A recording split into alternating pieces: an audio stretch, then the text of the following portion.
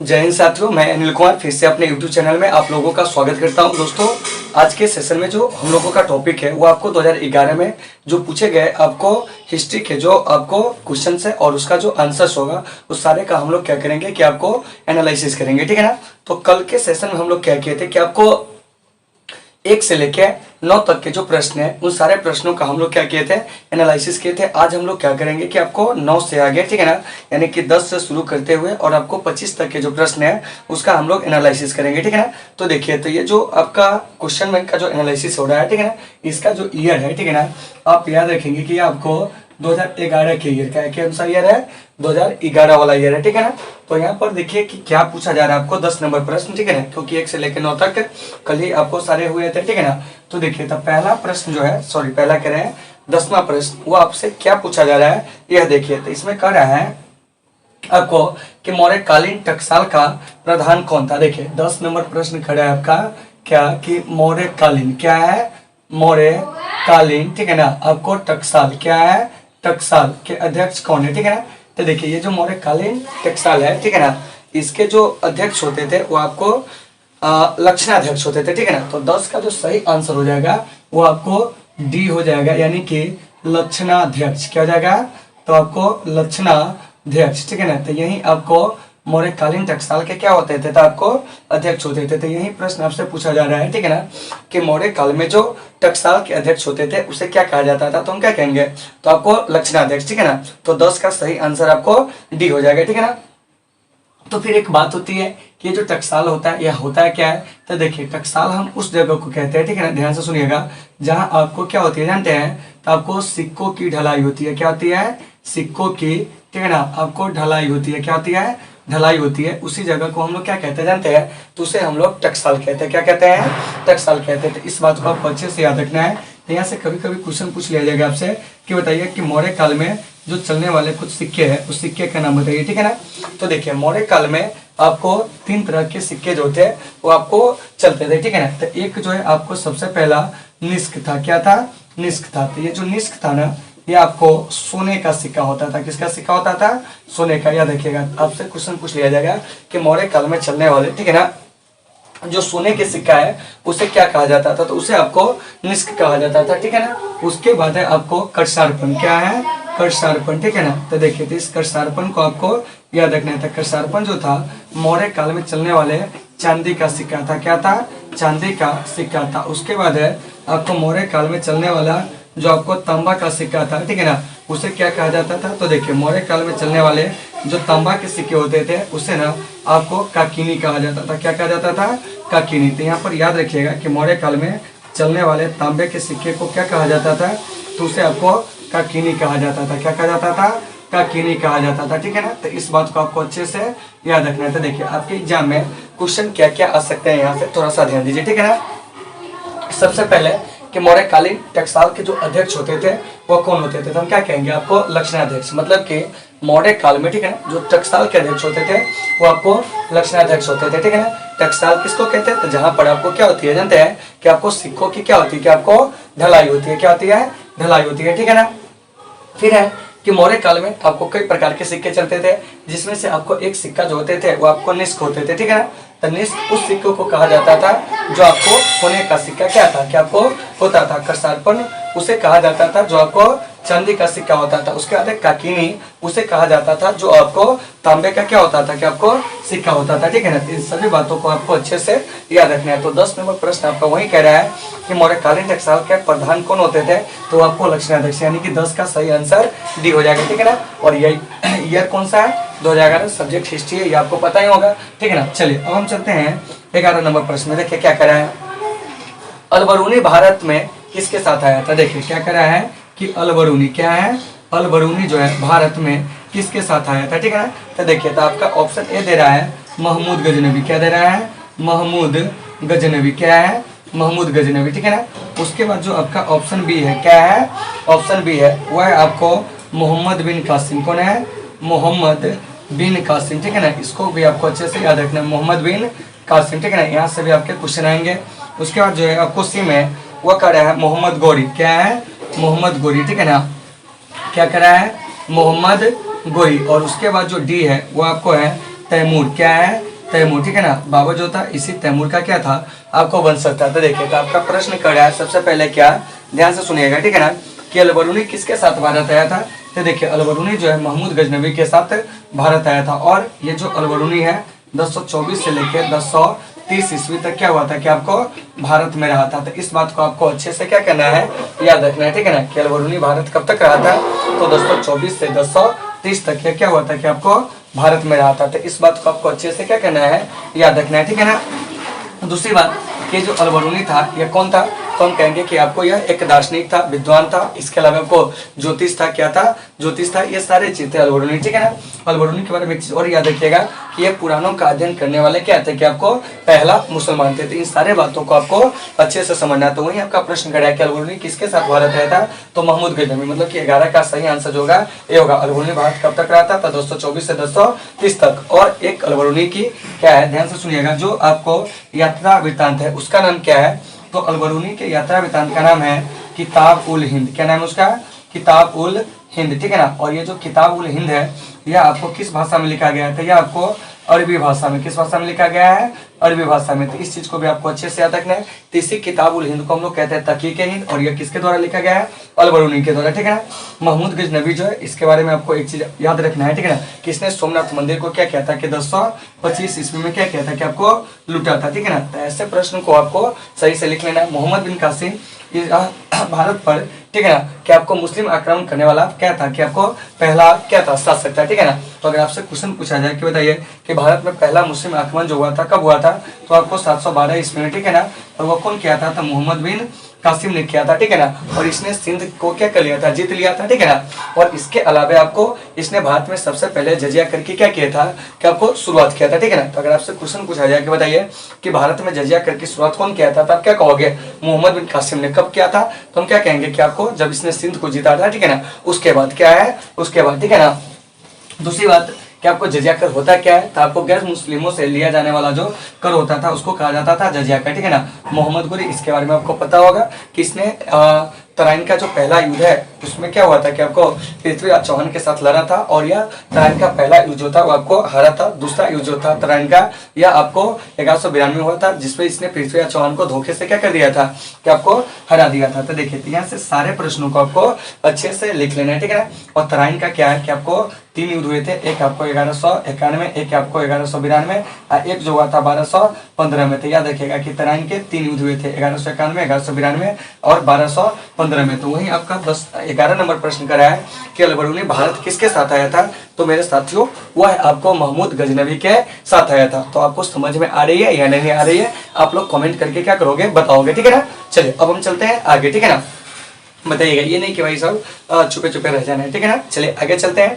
देखिए अब 12 नंबर प्रश्न क्या करा है कि दिल्ली सल्तनत की, ठीक है ना, प्रथम और अंतिम महिला शासक जो थी वो आपको कौन थी, ठीक है ना। तो इस पर हम लोग क्या करेंगे, आपको बात करेंगे। देखिए 12 नंबर प्रश्न करा है कि दिल्ली सल्तनत की, क्या करा है कि दिल्ली सल्तनत की, ठीक है ना, कि आपको अंतिम और प्रथम जो आपको महिला शासक थी कौन थी।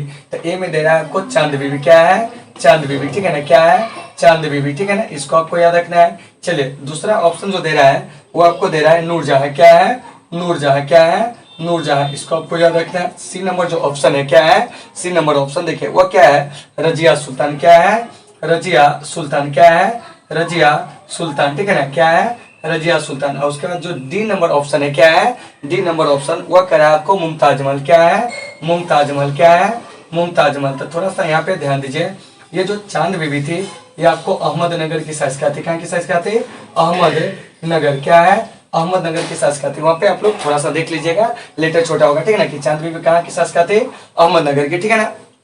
फिर यहाँ से बात आती है नूरजहां, ठीक है ना। तो नूरजहां को मुगल काल की क्या थी, एक महारानी थी, ठीक है ना। और नूरजहां का मूल नाम जो है वो आपको मेहरुनिसा है, क्या है, मेहरुनिसा है। इसको आपको याद रखना है, ठीक है ना। और दिल्ली सल्तनत की जो प्रथम क्या है। और अंतिम जो महिला शासक क्या थे वो आपको रजिया सुल्तान थी। और ये जो रजिया सुल्तान है 1236 है, ठीक है ना, याद रखिएगा कितना से रजिया सुल्तान जो है हम यहाँ पे आपको लिख दे रहे हैं, थोड़ा सा ध्यान दीजिएगा, ठीक है ना।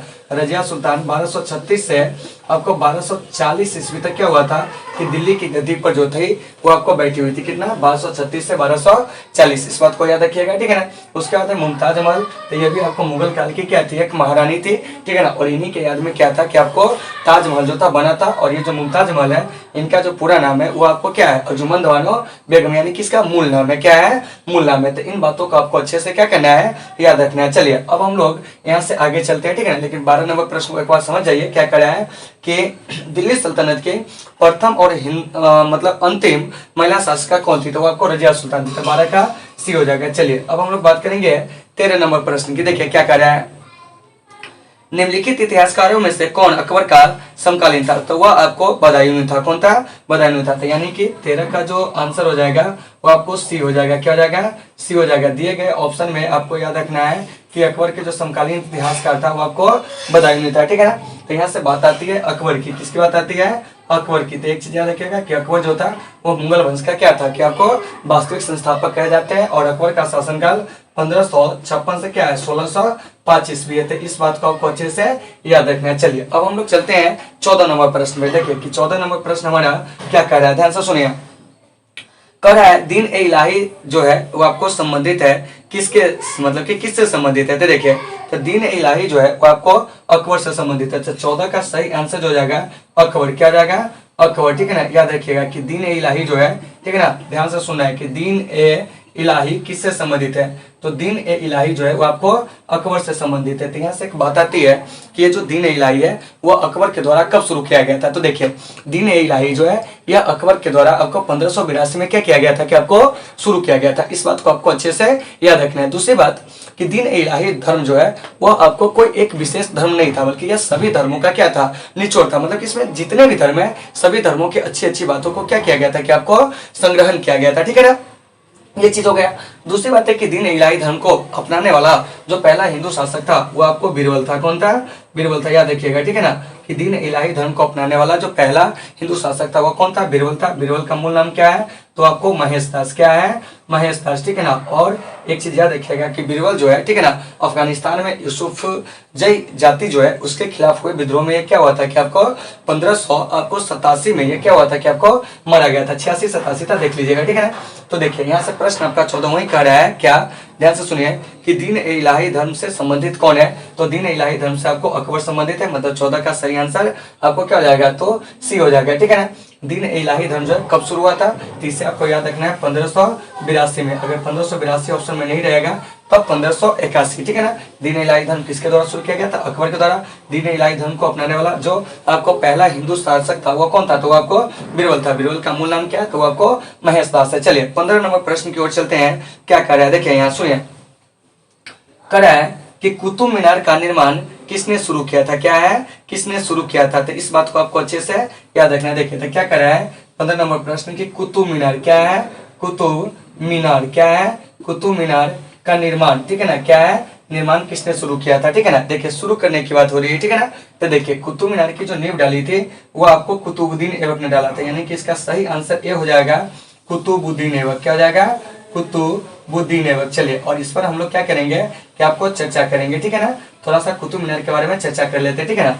तो देखिए ये जो आपको कुतुब मीनार है इसकी नींव जो डाला था कुतुबुद्दीन ऐबक ने। कौन, कुतुबुद्दीन ऐबक ने इसकी नींव डाली थी। नींव मतलब क्या होता है, आधार डालना, ठीक है ना। जबकि इसका निर्माण जो है पूर्णतः जो कराया था वो आपको इल्तुतमिश, कौन कराया था, इल्तुतमिश। क्या है, इल्तुतमिश ने इसका क्या किया था कि पूरा निर्माण कराया था। तो यहाँ से एक बात आती है कि सर ये इल्तुतमिश जो था कौन था, तो यह आपको कुतुबुद्दीन ऐबक का दामाद था, ठीक है ना। और इसी इल्तुतमिश की बेटी थी आपको रजिया सुल्तान। कौन है, रजिया सुल्तान, जो आपको दिल्ली की गद्दी पर क्या की थी कि आपको शासन की थी। तो देखिए यहाँ से बहुत सारे प्रश्न आ गए आपके, ठीक है ना, कि कुतुब मीनार जो है इसकी जो नींव डाली थी कौन, यानी कि इसका निर्माण कार्य कौन शुरू कराया था, तो आपको कुतुबुद्दीन ऐबक, ठीक है ना। और इसका जो निर्माण है पूर्णतः कुतुब मीनार का वो कौन करवाया था, इल्तुतमिश। और इल्तुतमिश की हुई बेटी कौन थी, रजिया सुल्तान, जो दिल्ली की गद्दी पर क्या हुई थी कि आपको बैठी हुई थी। तो फिर ऐसे एक बात आती है कि कुतुब मीनार की जो स्थिति है क्या है, स्थिति है वो कहाँ है? तो देखिए कुतुब मीनार जो है वो आपको दिल्ली में क्या है कि आपको स्थित है, क्या है? दिल्ली में स्थित है। तो इस बात को आपको अच्छे से याद रखना है कि कुतुब मीनार कहाँ है, तो आपको दिल्ली में स्थित है, ठीक है ना। तो यहाँ दिल्ली से अब इसको हम लोग कर लेते हैं नई दिल्ली में क्या कहेंगे कि आपको स्थित है। इसको आपको याद रखना है कि कुतुब मीनार क्या है, तो नई दिल्ली में क्या है कि आपको स्थित है। दूसरी बात जो हो जाएंगे वो आपको क्या हो जाएंगे कि कुतुब मीनार जो है, ठीक है ना, इसका जो मरम्मत है, ठीक है ना, वह बाद में कौन शासक कराया था? तो आपको फिरोज शाह तुगलक। कौन करवाया था? फिरोज शाह तुगलक। तो इसको भी आपको अच्छे से याद रखना है कि कुतुब मीनार का जो आपको मरम्मत है 5वीं मंजिल की, वो कौन करवाया था? फिरोज शाह तुगलक ने करवाया था, जो कि तुगलक वंश का था, ठीक है ना। तो इस बात को अच्छे से याद रखना है। कुतुब मीनार किस अवधि में बनकर तैयार हुआ था?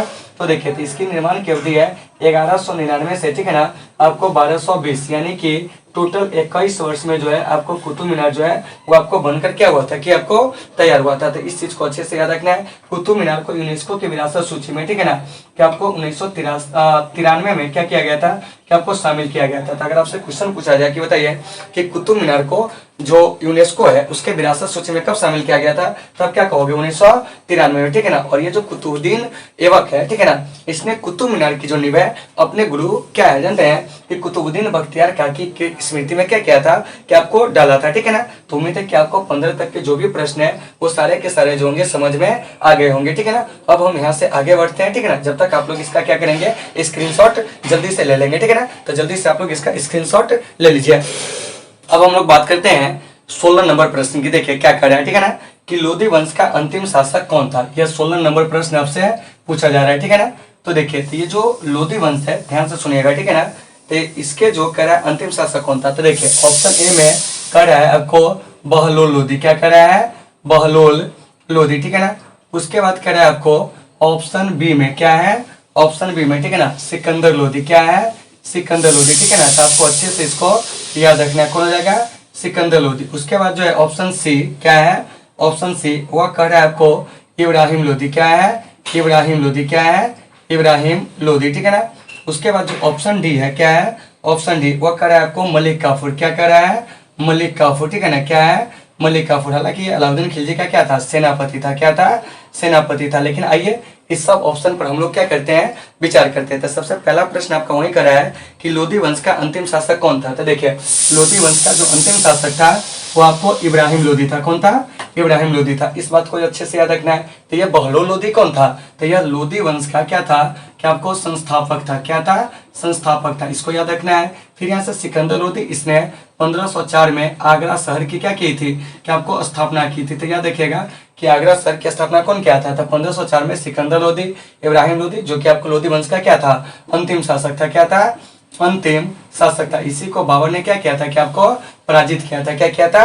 पराजित किया था, ठीक है ना। और आपको दिल्ली की गति पर क्या किया था कि आपको ये जो मतलब मुगल वंश है उसकी उसने क्या किया था कि आपको नींव डाला था। उसके बाद है मलिक काफूर। तो यह आपको अलाउद्दीन खिलजी का क्या है? अलाउद्दीन खिलजी का यह क्या था जानते हैं? तो आपको सेनापति था। क्या था? अलाउद्दीन खिलजी का यह क्या था? सेनापति था। कौन? मलिक काफूर, ठीक है ना।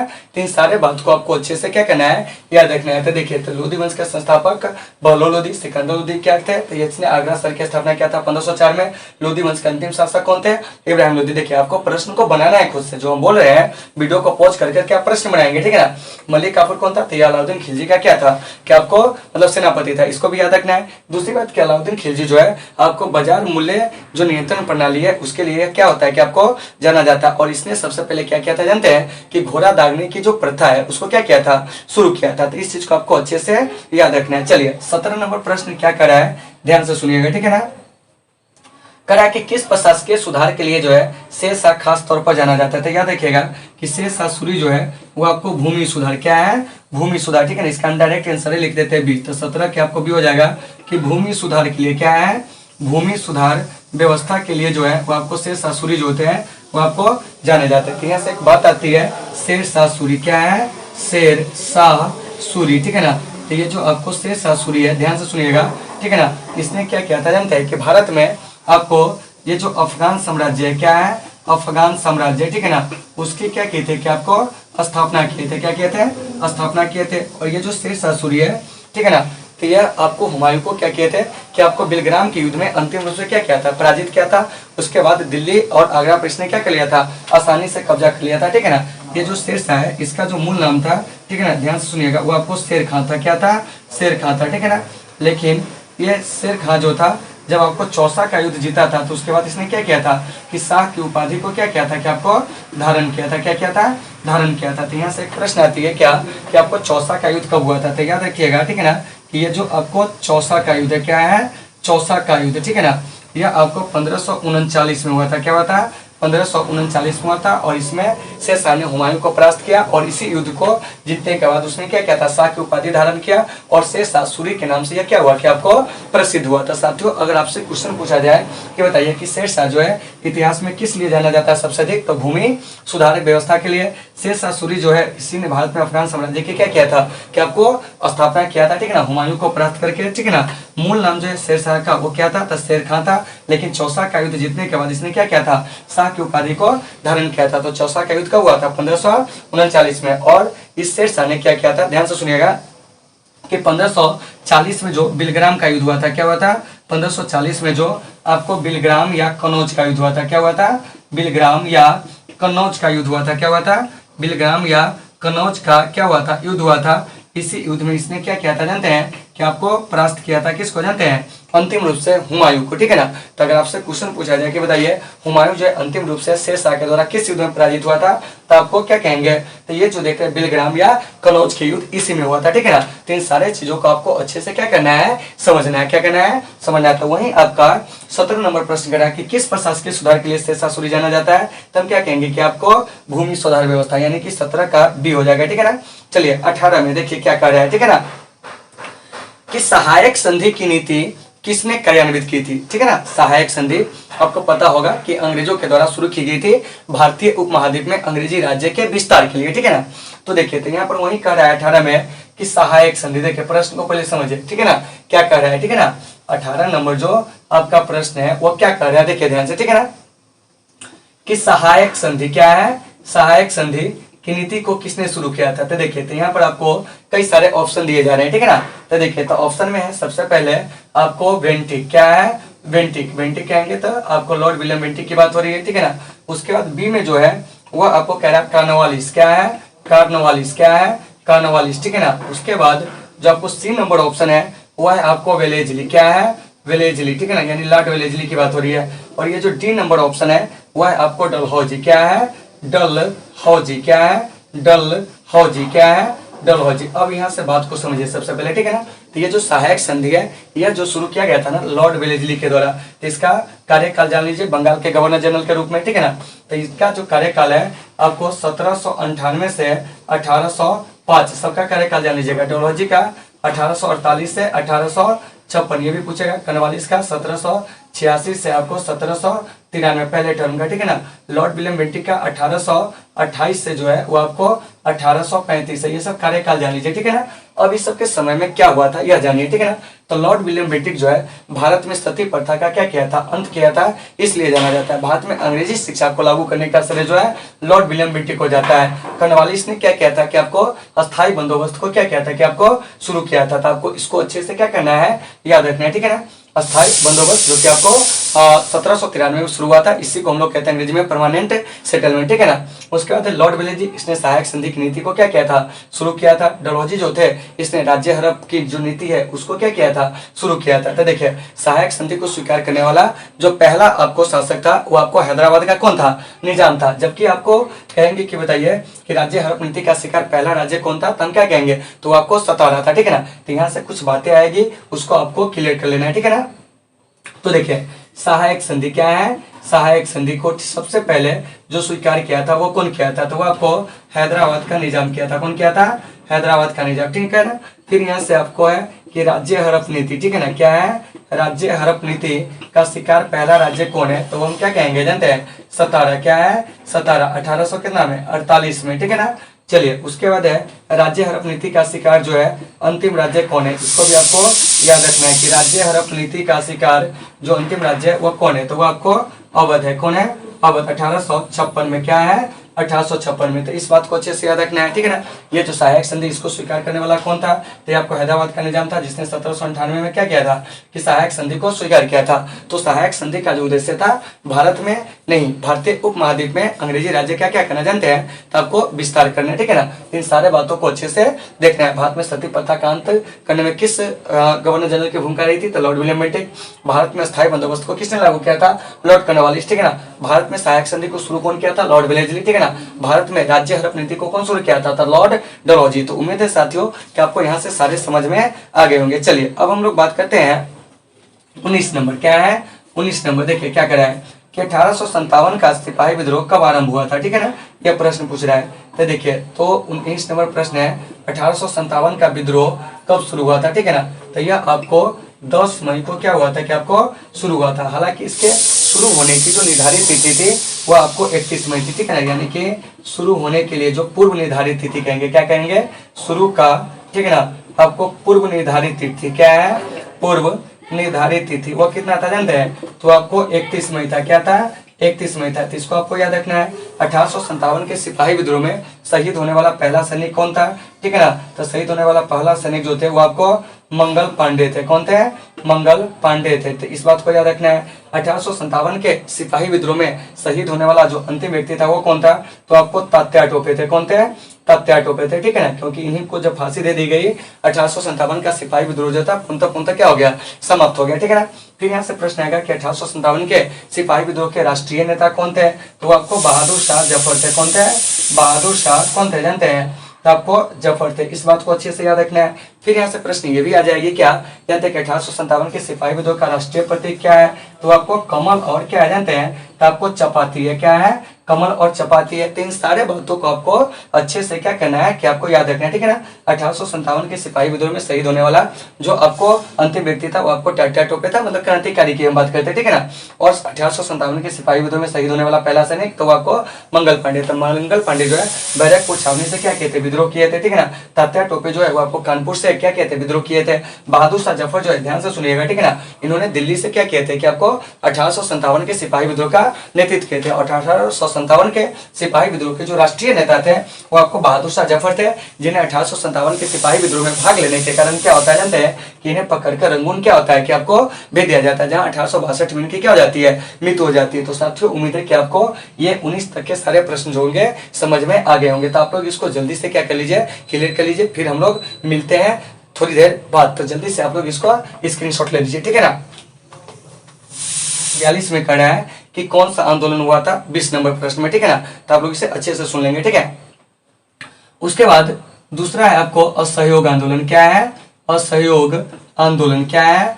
असहयोग आंदोलन। उसके बाद जो है आपको सी नंबर प्रश्न सी नंबर ऑप्शन वो कह रहा है सविनय अवज्ञा। क्या कह रहा है? सविनय अवज्ञा। क्या है? सविनय अवज्ञा। उसके बाद जो डी नंबर है वो कह रहा है भारत छोड़ो। क्या कह रहा है? भारत छोड़ो। क्या है? भारत छोड़ो, ठीक है ना।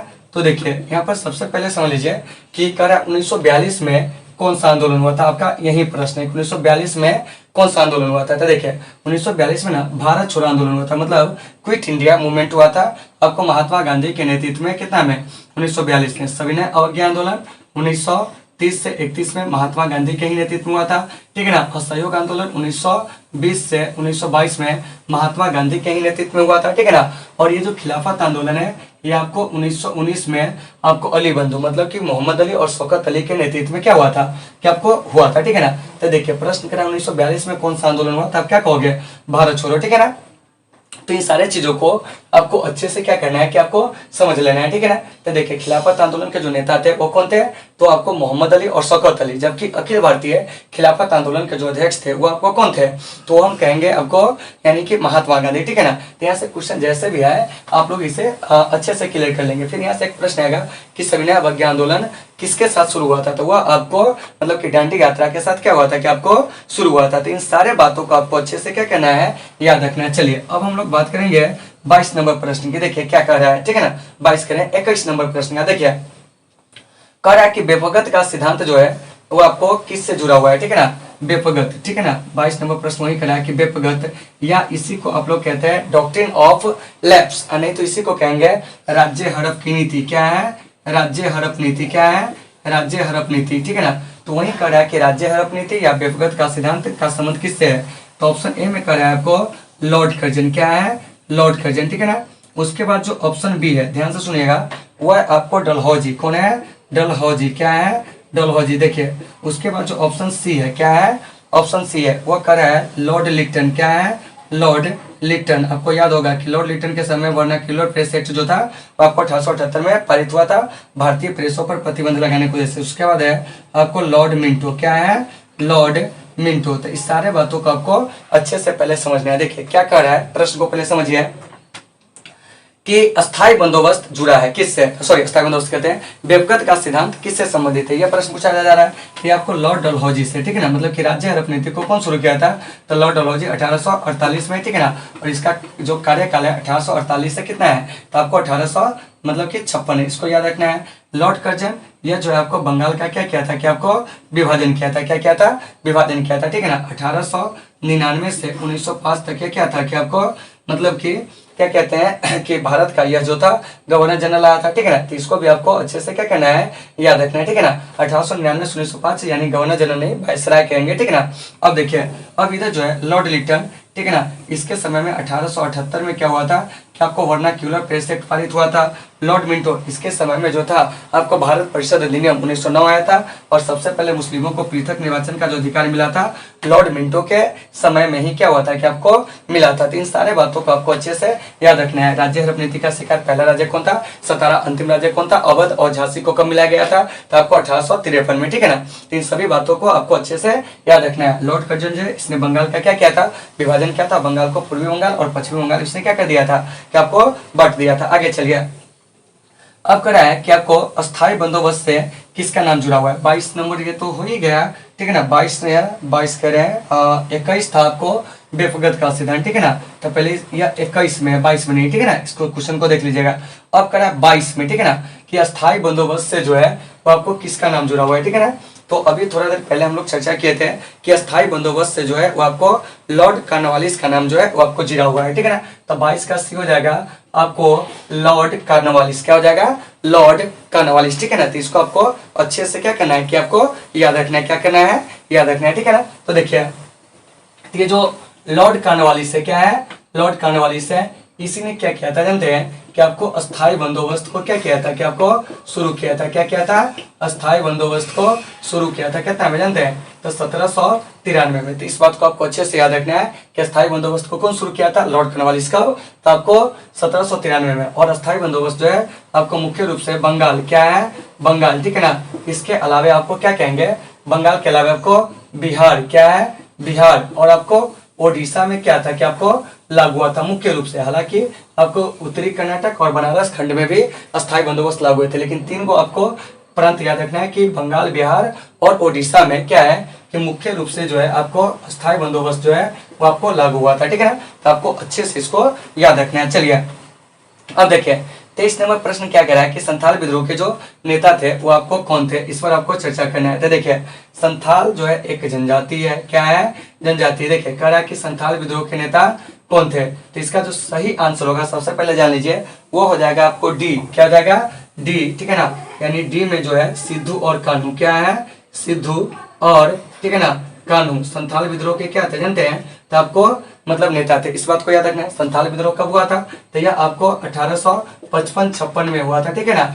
और ये जो संथाल है ये आपको क्या है, तो संथाल जो एक आपको जनजाति है, क्या है, एक जनजाति है, ठीक है ना। तो इस बात को आपको अच्छे से याद रखना है कि संथाल क्या है बताइए, तो आपको एक जनजाति है, क्या है, एक जनजाति है, ठीक है ना। और ये जो संथाल विद्रोह के नेता कौन थे, तो सिद्धू और कान्हू थे। संथाल विद्रोह कब हुआ था, 1855-56 में। और ये लोग अपने आप को ठाकुर का क्या करते थे, अवतार मानते थे। तो इन सारे बात को आपको अच्छे से याद रखना है। तो देखिए तो वही 23 का जो सही आंसर हो जाएगा वो आपको डी हो जाएगा। 24 में देखिए गांधी जी ने असहयोग आंदोलन किस वर्ष आरंभ किए थे, तो देखिए ऑप्शन क्या क्या दे रहा है इस पर आप लोग सुनिएगा, ठीक है ना। 24 में कह रहा है कि गांधी जी असहयोग आंदोलन किस वर्ष शुरू किए थे, ठीक है ना। तो ऑप्शन ए कह रहा है 1920, ऑप्शन जो बी है वो आपको कह रहा है 1922, क्या है, 1922। ऑप्शन जो सी है वो कह रहा है आपको 1930, क्या है, 1930। ऑप्शन डी जो है वो कह रहा है आपको 1942। तो देखिए तो गांधी जी जो असहयोग आंदोलन शुरू किए थे 1920 में, कितना में 1920 में। और असहयोग आंदोलन को जो स्थगित किया गया था, ठीक है ना, वो आपको 1922 में, क्योंकि 1922 में हो गया आपको चौरी चौड़ा कांड। क्या है? चौरी चौड़ा कांड हो गया, ठीक है ना, क्या हो गया? चौरी चौड़ा कांड हो गया। तो इसको आपको याद रखना है। तो असहयोग आंदोलन 1920 में शुरू हुआ, 1922 में क्या हो गया? बंद हो गया। तो वहीं आपका 24 नंबर प्रश्न खड़ा है कि गांधी जी ने असहयोग आंदोलन किस वर्ष आरंभ किया? तो 1920 में। 1942 में क्या था? तो आपको भारत छोड़ो आंदोलन जो था, इसे क्या किया गया था कि आपको शुरू किया गया था। तो इसको भी आपको अच्छे से याद रखना है, ठीक है ना। 1930 में गांधी जी जो थे वो आपको सविनय अवज्ञा आंदोलन को क्या किए थे कि आपको शुरू किए थे। तो इस सब बात पर हम लोग चर्चा किए थे, ठीक है ना। तो 24 का जो सही आंसर हो जाएगा वो आपको ये हो जाएगा। देखिए अब करा है 25 में कि जवाहरलाल नेहरू भारत के प्रथम प्रधानमंत्री किस वर्ष बने, ठीक है ना। ये आज के सेशन में आप लोग को पूरा पढ़ाए थे, ठीक है ना। तो देखिए, तो पंडित जवाहरलाल नेहरू जो है, ठीक है ना, वो आपको भारत के प्रधानमंत्री बने थे 1947 में। तो 25 का सही आंसर हो जाएगा आपको बी 1947। तो 1947 से 1964 तक आपको पंडित जवाहरलाल नेहरू का क्या था कि आपको प्रधानमंत्री पद पर क्या था कि आपको कार्यकाल था। जवाहरलाल नेहरू जी का प्रधानमंत्री पद पर जो कार्यकाल था कितना था? तो 1947 से 1964, ठीक है ना। और लगातार 3 अवधि के लिए क्या है? लगातार, ठीक है ना, 3 अवधि के लिए चुने जाने वाले ये पहले क्या थे? प्रधानमंत्री थे। दूसरी बात कि आपको पद पर रहते हुए मरने वाले पहले क्या थे कि आपको प्रधानमंत्री थे, ठीक है ना। तो इन सभी बातों को अच्छे से याद रखना है। और पंडित जवाहरलाल नेहरू जो थे भारत के पहले क्या थे कि आपको फर्स्ट पीएम, क्या है? First PM. और इसके अलावा आपको पहले क्या थे जानते हैं? तो आपको विदेश मंत्री भी थे। क्या थे? पहले विदेश मंत्री भी थे। तो साथियों उम्मीद है कि आपको ये सारे चीजें होंगे समझ में आ गए होंगे, ठीक है ना। तो आज हम लोग क्या किया कि 2011 में पूछे गए जो सारे प्रश्न हैं उन सारे प्रश्नों का हम लोग क्या किया? एनालिसिस किया, ठीक है ना। कल हम लोग क्या करेंगे कि आपको जो 2012 में पूछे गए प्रश्न हैं उन सारे प्रश्नों का क्या करेंगे कि हम लोग एनालिसिस करेंगे, ठीक है ना। और दोस्तों अगर आप लोगों को ये क्लासें अच्छी लगी हो तो आप लोग अपने दोस्तों में भी इसे क्या करेंगे? शेयर करेंगे, ठीक है ना। तो चलिए दोस्तों आज की इस क्लास को हम यहीं पे विराम देते हैं, फिर मिलते हैं आपसे एक बेहतर क्लास के साथ कल। जब तक के लिए आप सबसे सुविधा, take care all of you.